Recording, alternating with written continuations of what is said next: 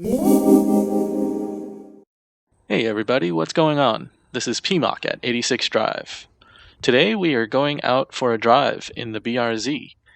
As I mentioned in my other recent video, the car just got back from the body shop, and they have fixed a problem that was causing all kinds of creaking noises and was very annoying. If you want to hear more about that, check out that previous video. I will put a link to it.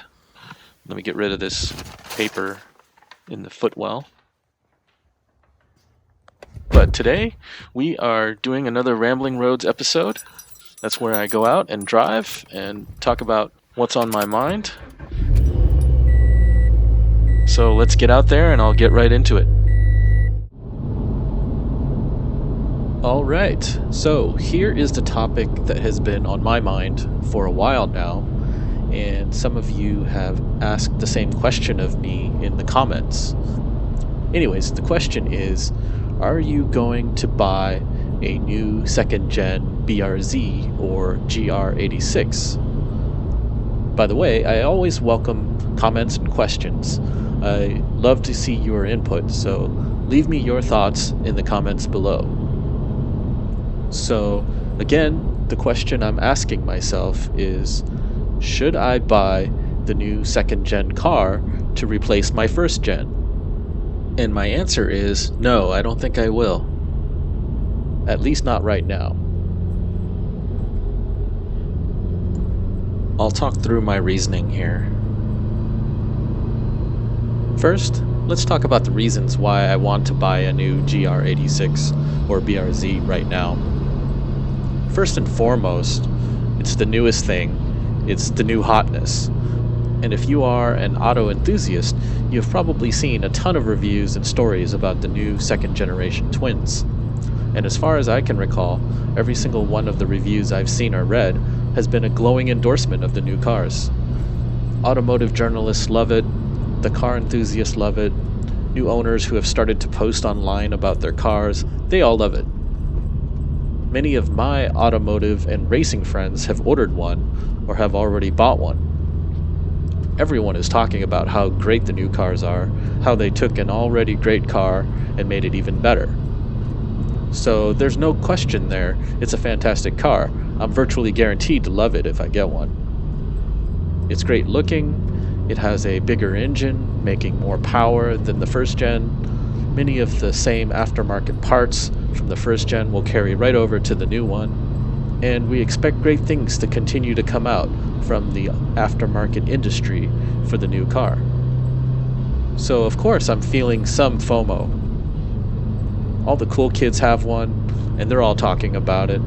There's just so much buzz about this car right now. And I get it, it's very exciting to get a new car and have it be so good. Understandably, the new car is getting all the attention, and the first generation car, well, it's officially old news now, right? Nobody's going to be excited about seeing a first-gen car with wheels and an exhaust or a body kit. Everyone's hyped up to see what the second-gen car with wheels, exhaust, and a body kit look like. So that is just the nature of things. Out with the old and in with the new. And with so much positivity around the new car, those are the reasons I want one. And I'm sure many of you feel the same way. And to add on top of that, my 2016 BRZ is now over 6 years old. It's past the standard warranty period from Subaru, and I didn't buy an extended warranty, despite getting phone calls nearly every day reminding me to go get one. Are you getting these calls too? Now, I don't happen to think that 6 years is very old for a car. I have a 2006 Lexus that still runs very well and is a fantastic car. It's still in great shape and super reliable after 16 years on the road. But Subarus aren't known for being quite as reliable, and obviously as a car gets older, the chance that something mechanically could go wrong will only go up, right? Especially keeping in mind that I do track my car and drive it pretty aggressively on the street, track, and autocross. So that's another reason to think about upgrading to a newer car and get rid of the older one to kind of reset the clock, get yourself a new car with a warranty again. Alright, so let's talk about the reasons I don't want to buy a new second gen car. And I think that for me, there is one major factor that I already have a first gen BRZ, and that I have actually sunk a fair amount of money into it at this point. This is not a stock BRZ, it's been highly modified. I have a supercharger on it making roughly 300 crank horsepower. I have better wheels and tires on it.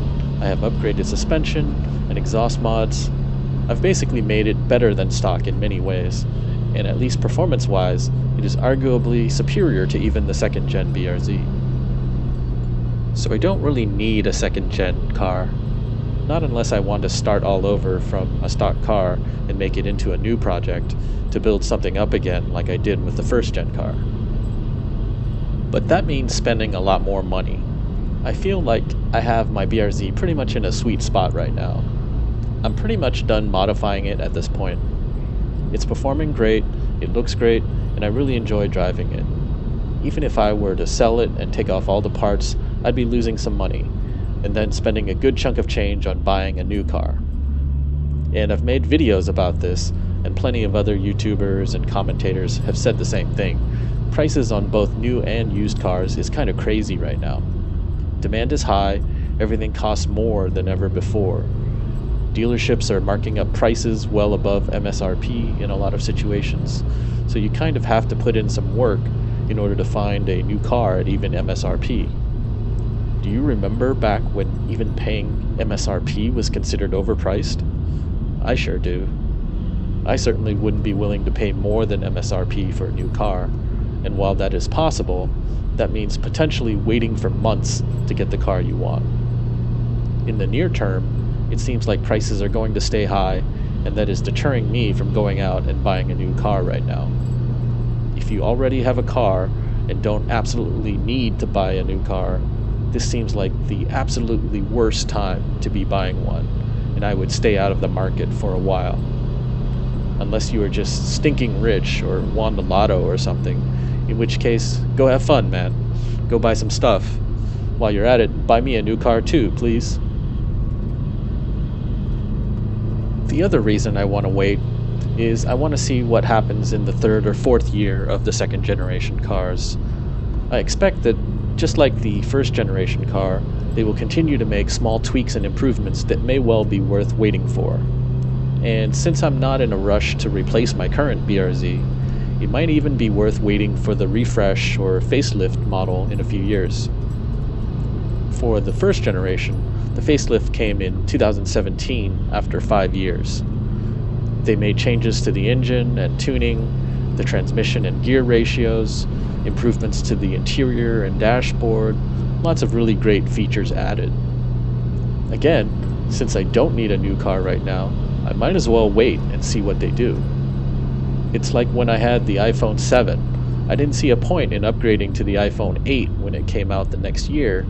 There were only incremental improvements.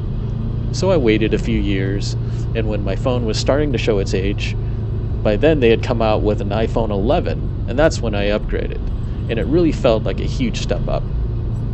Some people always got to have the latest and greatest thing right now, but I'm okay with waiting. I'm hoping and expecting that in a few years, they'll offer the BRZ and GR86 with the performance package like they did with the first gen, adding better brakes, revised suspension. Who knows, it might even make another 5 more horsepower.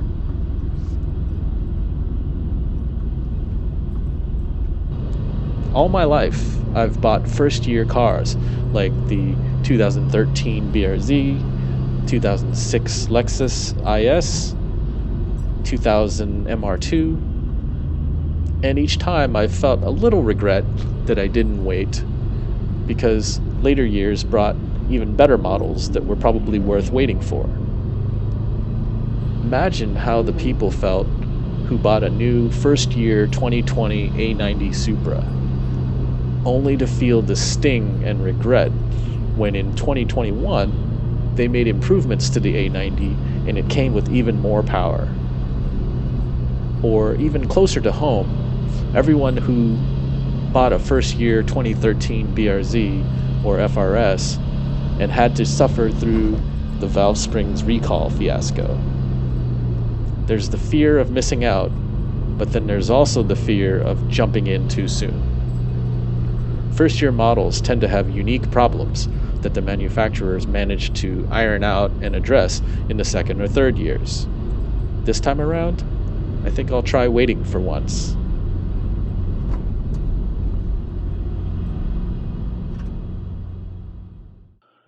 In the meantime, my modified BRZ is still faster than a second-gen BRZ. For now, at least. I will be watching with interest to see what happens when people start tuning and boosting the FA24 motor and seeing what kind of numbers they'll be able to crank out. And maybe then, I will be ready to jump into the pool with the second-gen cars. There's another interesting development that I had just learned about the new 22 BRZ or GR86. The second-gen cars have a wider rear track and yet less clearance for wider wheels and tires. And it appears that the very set of wheels and tires I have currently on the BRZ, they won't work very well on the new models. The wider rear track means that the same wheels which sit flush on the first-gen car will now stick out significantly on the second-gen car. And due to a change in the design of the wheel well liner and fender of the newer car, there will be clearance issues if you run wider tires or lower the car too much. The tire will rub against the body of the car and potentially cause damage. This is actually a huge disappointment to me because I was quite happy with my wheel setup and had planned to carry these over to the new car when I got one. But now it looks like I'd have to get rid of these wheels I have and find another set in a higher offset. That's just another hassle or complication that I'd have to deal with if I want to upgrade over to the second-gen car. I guess it's an opportunity to change things up, go for a new style. I do love a classic 5-spoke wheel, so that's what I'd go with next. What wheels would you throw on the new 22 GR86 or BRZ? Leave a comment below on what's your favorite wheel right now. One last interesting point to make. If they don't make any incredible game-changing improvements to the second gen after a few years, I might consider just picking up a lightly used 22 or 23 car when they are depreciated a bit. I have a coworker who picked up a used 2015 BRZ to turn it into a track car, and he got it for a great price. The same could be true of the second gen car. If you think that it's a great car now, it'll be even greater when you can snag one used for $18K in a few years. Now that is a future to look forward to. So what do you guys think? Do you agree with me that the first gen BRZ is still the one to have? Or is the flashy and sparkling new generation GR86 or BRZ calling your name? Drop a comment below and let us know what you would do if you were in my shoes. Maybe you can convince me to change my mind on this. Well, that concludes this episode of Rambling Roads. Thanks for joining me. Hope you enjoyed hearing my thoughts on whether or not to get the new BRZ or GR86. Thanks for watching. Be safe, stay healthy, and I will see you next time.